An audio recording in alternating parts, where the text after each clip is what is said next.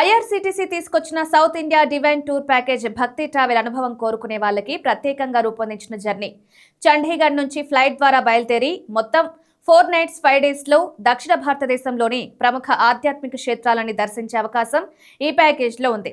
ఒక వ్యక్తికి ప్రారంభ ధర 42,130 రూపాయలు మాత్రమే.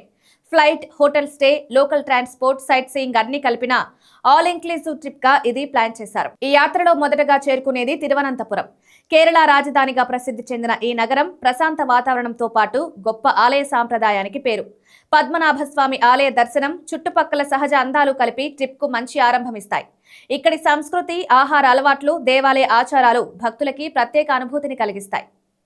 అక్కడి నుంచి ప్రయాణం సాగేది కన్యాకుమారి వైపు.